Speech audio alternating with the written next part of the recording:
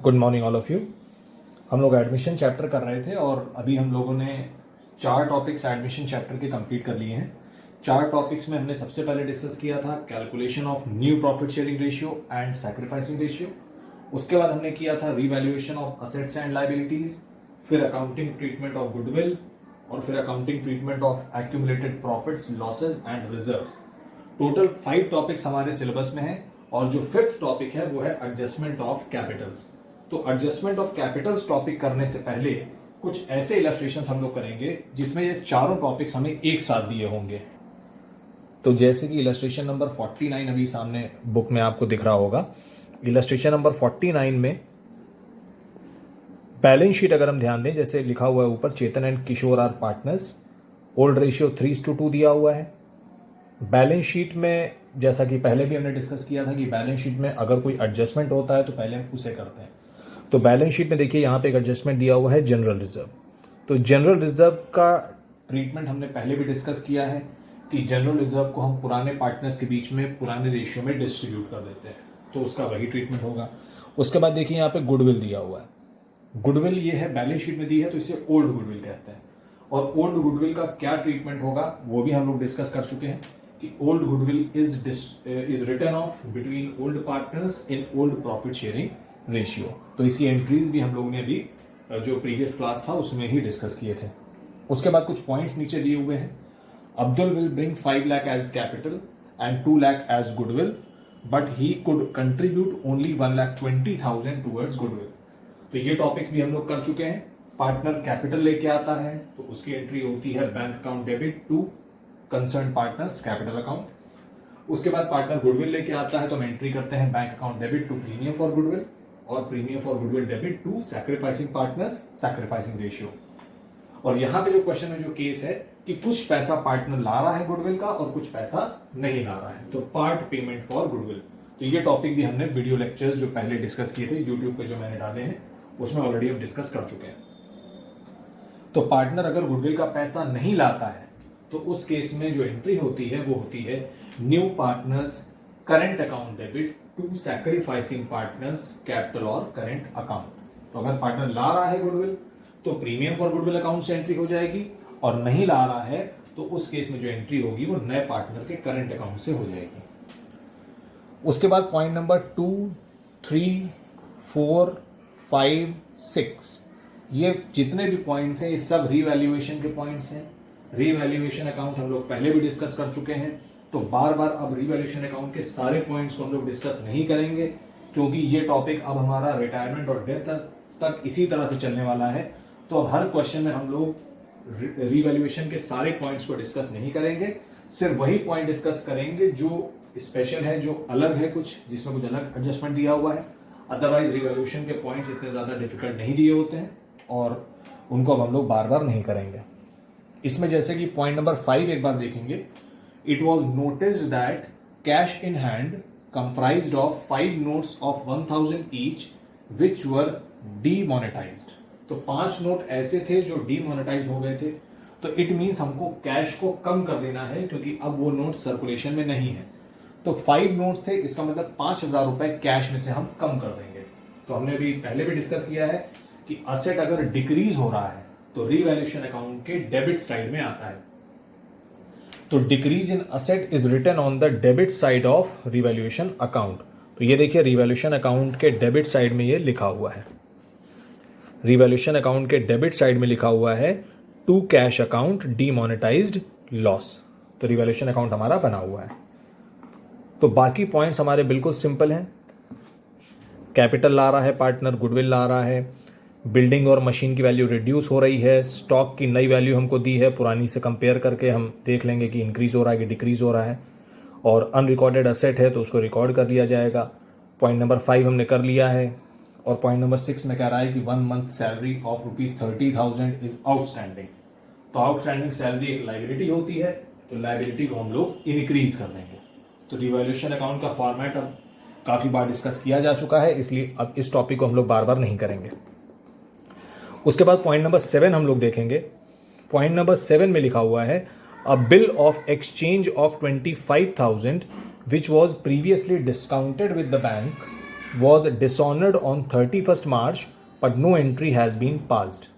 तो एक bill of exchange है जो डिसऑनर हो गया है पर उसकी कोई एंट्री नहीं की गई, और ये जो बिल था ये पहले डिस्काउंट भी कराया गया था। तो ये टॉपिक हमने क्लास 11th में ही किया है कि when a bill discounted from the bank is dishonoured, तो उस केस में जो एंट्री हमारी होती है वो होती है debtor debit to bank, debtor debit to bank. तो ये पॉइंट हमारा रिवैल्यूएशन का पॉइंट नहीं है क्योंकि एंट्री हो रही है डेटर डेबिट टू बैंक। तो डेटर को हम इंक्रीज कर देंगे और बैंक को हम डिक्रीज कर देंगे।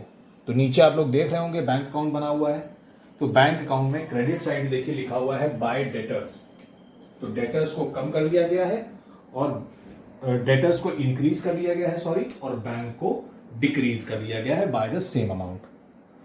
और उसके बाद जो लास्ट पॉइंट लिखा हुआ है क्वेश्चन का, they further decide that general reserve is to appear at its original value. तो यही पॉइंट हमने अभी पिछली क्लास में भी डिस्कस किया था कि जब क्वेश्चन में ऐसा लिखा हो कि कोई बैलेंस शीट में कोई चीज दी है जिसको हमें डिस्टर्ब नहीं करना है, तो उस केस में जो एंट्री होती है वो गेनिंग टू सैक्रिफाइसिंग हो जाती है। तो इस पॉइंट को हम गेनिंग टू सैक्रिफाइसिंग के थ्रू कर लेंगे। तो गेनिंग टू जनरल रिजर्व को हम पूरा डिस्ट्रीब्यूट नहीं करेंगे और गेनिंग टू सैक्रिफाइसिंग के थ्रू इसकी एंट्री हम लोग कर लेंगे। तो कुछ भी इस क्वेश्चन में ऐसा नहीं है जो हम लोग ने पढ़ा हुआ नहीं है। रिवैल्यूएशन अकाउंट ऑलरेडी कई बार किया जा चुका है। ये जो लास्ट पॉइंट जनरल रिजर्व वाला है ये हमने अभी प्रीवियस क्लास में ही किया है, जो ऑनलाइन क्लास हम लोग की हुई थी प्रीवियस क्लास। और कैपिटल की एंट्री हम लोग को आती है। Part payment for goodwill already हम लोग ने प्रीवियस मंथ में ही किया हुआ है, यूट्यूब पे हम लोग ने इसके सारे वीडियोस किए हुए हैं। तो इस क्वेश्चन में ऐसा कुछ भी नहीं है जो हम लोग ने नहीं किया है, बस ये कि सारे टॉपिक्स अब साथ में आपको मिलेंगे। रेशियो कैलकुलेशन भी होगा, गुडविल की एंट्रीज भी होंगी, रिवैल्यूएशन भी होगा, और जो accounting treatment of accumulated profits, losses and reserves, ये सब भी होगा। तो अब साथ में हमको सारे टॉपिक्स मिलेंगे और कुछ भी क्वेश्चंस में नया नहीं होगा। तो इस तरह से आप लोग इस इलस्ट्रेशन को कंप्लीट कर लेंगे। किसी भी तरह का कोई डाउट होता है तो मुझे व्हाट्सएप पे इस पर्टिकुलर इलस्ट्रेशन का रेफरेंस देके पूछ सकते हैं। मेरी बुक में इलस्ट्रेशन नंबर 49 है, एक बार देख लीजिएगा। आपकी बुक में हो सकता है सिर्फ इलस्ट्रेशन नंबर डिफर कर सकता है। उसके बाद इलस्ट्रेशन नंबर 50 देखते हैं। परम एंड धर्म आर पार्टनर्स, 3:2 का रेशियो है। बैलेंस शीट में देखिए, बैलेंस शीट में जनरल रिजर्व दिया हुआ है हमको, लाइबिलिटी साइड पे जनरल रिजर्व दिख रहा है, असेट साइड पे कोई भी एडजस्टमेंट नहीं है। असेट साइड पे गुडविल हो सकता था, एडवर्टाइजमेंट सस्पेंस हो सकता था और पीएल अकाउंट हो सकता था, अभी कुछ भी नहीं दिया हुआ है। तो बैलेंस शीट में सिर्फ एक एडजस्टमेंट है हमारे पास, वो है जनरल रिजर्व। उसके बाद नीचे हम देखते हैं पॉइंट्स क्या दिए हुए हैं। करम विल गेट 1/8 शेयर, तो नए पार्टनर का शेयर हमें दिया हुआ है। सेकंड लिखा है Karam's loan will be converted into his capital. तो बैलेंस शीट में देखिए लायबिलिटी साइड पे पार्टनर का लोन ऑलरेडी दिया हुआ है। तो करम जो नया पार्टनर आ रहा है उसने पहले से फर्म को लोन दे रखा था। अब वो क्या कह रहा है कि मेरे लोन को कैपिटल में कन्वर्ट कर दो, तो हम उसका लोन का जो अमाउंट है उसको डिक्रीज कर देंगे और कैपिटल के अमाउंट को इंक्रीज कर देंगे। तो कैपिटल की एंट्री हम लोगों ने पहले भी डिस्कस की है कि कैपिटल की एंट्री होती है bank account debit to partners capital. तो अभी हम लोग क्या करेंगे, Karam's loan account debit to Karam's capital, ये एंट्री हम लोग कर देंगे। तो करम के लोन को हम कैपिटल में कन्वर्ट करेंगे, तो उसकी एंट्री हमने डिस्कस कर ली, Karam's loan account debit to Karam's capital account. उसके बाद गुडविल की वैल्यू निकालना हमने ऑलरेडी पहले ही सीख लिया था। फर्स्ट चैप्टर करने के बाद हमने गुडविल की वैल्यू निकालना सीखा था। तो जो नेक्स्ट पॉइंट है उसमें लिखा हुआ है goodwill of the firm is valued at 4 years purchase of average super profit of the last 3 years। तो सुपर प्रॉफिट के अकॉर्डिंग हमको गुडविल की वैल्यू निकाल लेनी है। एवरेज प्रॉफिट ऑलरेडी दे रखा है, नॉर्मल प्रॉफिट भी दे रखा है। तो सुपर प्रॉफिट का फॉर्मूला होता है average profit minus normal profit. तो इस तरह से हमारा सुपर प्रॉफिट आ जाएगा, उसको हम मल्टीप्लाई कर देंगे 4 years से, क्योंकि 4 year परचेज दिया है तो हमारी गुडविल आ जाएगी। और टोटल गुडविल में से हम नए पार्टनर का शेयर निकाल लेंगे 1/8। अब हमको ये देखना है कि पार्टनर गुडविल का पैसा लाया है या नहीं लाया है। तो उसी लाइन में देखिए लास्ट में लिखा हुआ है Karam brought his share in cash. तो एंट्री हो जाएगी bank account debit to premium for goodwill, और उसके बाद एंट्री होगी premium for goodwill debit to sacrificing partners sacrificing ratio. तो थर्ड पॉइंट की ये एंट्री हो जाएगी। उसके बाद देखते हैं जो आगे के पॉइंट्स हैं उसमें क्या दिया हुआ है। आगे जो पॉइंट नंबर हमको दे रखा है 4, 5, 6, 7, ये सभी पॉइंट्स हमारे रीवैल्यूएशन के पॉइंट्स हैं। जैसे पहला लिखा है provision for doubtful debts is to be made equal to 5% of debtors. तो प्रोविजन को हमें डेटर्स के 5% के बराबर करना है, तो ये रीवैल्यूएशन में किया जा सकता है इजीली। स्टॉक को रिड्यूस करना है, नेक्स्ट पॉइंट में लिखा है। नेक्स्ट पॉइंट में लिखा है लैंड को इंक्रीज करना है, तो ये सब रीवैल्यूएशन के सिंपल पॉइंट्स हैं। उसके बाद लिखा है there was a claim against the firm for damages amounting to 5,000, this has now been accepted. तो एक नई लाइबिलिटी इंक्रीज हो रही है, एक क्लेम है जिसको हमने एक्सेप्ट कर लिया है, तो उसको हम इंक्रीज कर देंगे। तो रिवैल्यूएशन अकाउंट में लाइबिलिटी अगर इंक्रीज होती है तो डेबिट साइड में आती है, तो हम डेबिट साइड में लिखेंगे टू क्लेम फॉर डैमेजेस। तो आप देख सकते हैं बुक में लिखा भी हुआ है टू क्लेम फॉर डैमेजेस। तो प्रोविजन को भी इंक्रीज किया हमने, स्टॉक को डिक्रीज कर दिया, क्लेम को इंक्रीज कर दिया, लाइबिलिटी थी, लैंड को इंक्रीज कर दिया, और उसके बाद पॉइंट नंबर 8 लिखा हुआ है unaccounted accrued income of 5,000 to be provided for. Unaccounted accrued income, तो अक्रूड इनकम क्या होती है? Income earned but not received. तो एक असेट होता है, तो असेट हमारा इंक्रीज कर रहा है, तो असेट अगर इंक्रीज करता है तो क्रेडिट में आता है। तो ये देखिए लिखा हुआ है अनअक्रूड इनकम, तो ये क्रेडिट में आ गया। तो इस तरह से रिवैल्यूएशन अकाउंट बन जाएगा। बहुत ही सिंपल पॉइंट्स दिए हुए हैं रिवैल्यूएशन अकाउंट के। उसके बाद रिवैल्यूएशन का हम प्रॉफिट या लॉस कैलकुलेट कर लेंगे। तो अभी तो प्रॉफिट आ रहा है ये 11,800 रुपए। उसके बाद हम कैपिटल अकाउंट बनाना स्टार्ट करेंगे। कैपिटल अकाउंट में सबसे पहले बैलेंस लिखा जाता है, बाय बैलेंस ब्रॉट डाउन, तो ये तो बैलेंस शीट से हमको मिल जाएगा। उसके बाद नेक्स्ट लिखा हुआ है करम्स लोन अकाउंट। तो करम्स लोन अकाउंट क्यों लिखा है यहाँ पे? क्योंकि हमने करम के लोन को कैपिटल में कन्वर्ट किया था। अदरवाइज हम यहाँ पे लिखते हैं बाय बैंक अकाउंट, और अभी हम लिखेंगे बाय करम्स लोन अकाउंट, क्योंकि हमने करम के लोन को कैपिटल में कन्वर्ट कर दिया है। उसके बाद गुडविल की एंट्री हमने की है, by premium for goodwill, sacrificing partners के बीच में गुडविल को डिस्ट्रीब्यूट किया गया है। फिर रीवैल्यूएशन का जो प्रॉफिट हुआ था वो हमने पुराने पार्टनर्स के बीच में डिस्ट्रीब्यूट कर दिया पुराने रेशियो में। उसके बाद जनरल रिजर्व के बारे में क्वेश्चन में कुछ नहीं लिखा था, तो हम यही अज्यूम करेंगे कि जनरल रिजर्व को हम डिस्ट्रीब्यूट कर देंगे पुराने पार्टनर्स के बीच में। तो जनरल रिजर्व बैलेंस शीट में ऑलरेडी हमने देख लिया था, लिखा हुआ था 15,000 रुपए, तो उसी को हम पुराने पार्टनर्स के बीच में पुराने रेशियो में डिस्ट्रीब्यूट करेंगे। इसकी एंट्री होती है general reserve debit to partners. तो पार्टनर्स क्रेडिट हुए हैं, तो come to the credit and write the debit, तो बाय जनरल रिजर्व। और डेबिट साइड में कोई भी पोस्टिंग नहीं है, इसलिए सिंपल हम खाली बैलेंस निकाल के अकाउंट को क्लोज कर देंगे। तो तीनों पार्टनर्स का बैलेंस हम कैलकुलेट कर लेंगे। तो ये देखिए तीनों पार्टनर्स का बैलेंस आ गया है यहाँ पे। तो इस तरह से कैपिटल अकाउंट हमारा कंप्लीट हो जाएगा। फिर हम बैलेंस शीट बनाएंगे न्यू फर्म की, और यहाँ पे डेट पड़ेगी 1 अप्रैल 2019। ध्यान रखिएगा यहाँ पे 31 मार्च 2019 डेट आप नहीं डालेंगे, अदरवाइज वो गलत हो जाएगी, क्योंकि 31 मार्च की बैलेंस शीट ऑलरेडी आपको क्वेश्चन में दी हुई है।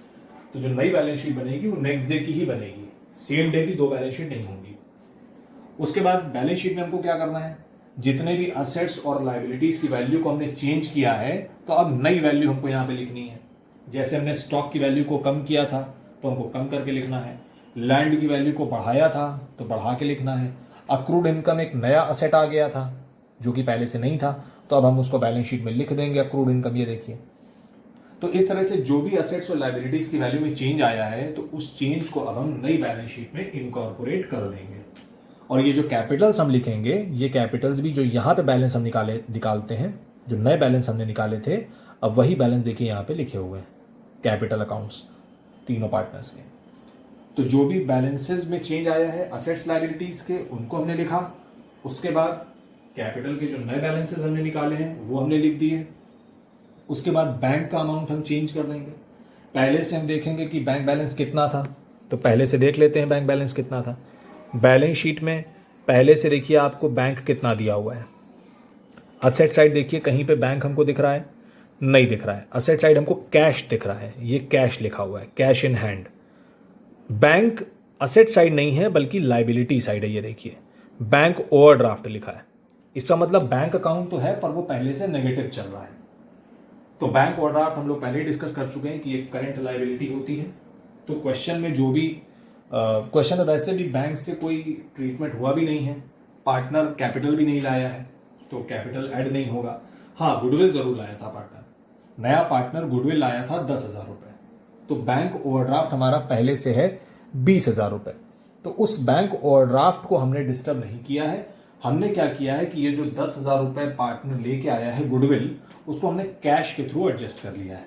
तो कैश पहले से कितना था, देखिए कैश पहले से हमारा 8,000 रुपए। तो जो नई बैलेंस शीट में हमने कैश लिखा है वो हमने लिखा है 18,000 रुपए। ये देखिए नई बैलेंस शीट में कैश कितना लिखा हुआ है, 18,000, क्योंकि 10,000 रुपए वो गुडविल लेके आया है तो उसको हमने ऐड कर दिया। पहले से 8,000 था तो टोटल हो गया 18,000। तो इस तरह से बैलेंस शीट तैयार हो जाएगी, दोनों साइड अपने आप मैच कर जाएंगे। तो जो नए असेट्स आए हैं उनको भी लिखिए, जो नई लाइबिलिटी आई थी उनको भी लिखेंगे। एक नई लाइबिलिटी भी आई थी, ये देखिए क्लेम फॉर डैमेजेस, एक नई लाइबिलिटी आई थी 5,000 रुपए की, इसको भी यहां लिख दिया गया है। तो जो नए असेट आएंगे उनको भी लिखना है, जो नई लाइबिलिटी आएंगी उनको भी लिखना है, और जो पुराने असेट्स और लाइबिलिटीज की वैल्यू में चेंज आएगा उसको भी हम लोग बैलेंस शीट में इनकॉर्पोरेट करेंगे। और जो नई कैपिटल्स आएंगी फिर उन कैपिटल्स को लिखने के बाद कैश या बैंक की जो अमाउंट होगी उसको भी अपडेट कर देंगे और उसके बाद बैलेंस शीट को बैलेंस कर देंगे। तो इस तरह से हमारा पूरा क्वेश्चन ये कंप्लीट होगा। तो आज हम लोग ये 2 इलस्ट्रेशन करेंगे, कल जो इसके आगे और इलस्ट्रेशंस हैं, और उसके बाद जो लास्ट और फाइनल टॉपिक है हमारे चैप्टर का एडजस्टमेंट ऑफ कैपिटल अकाउंट्स, उसको फिर हम लोग डिस्कस करेंगे।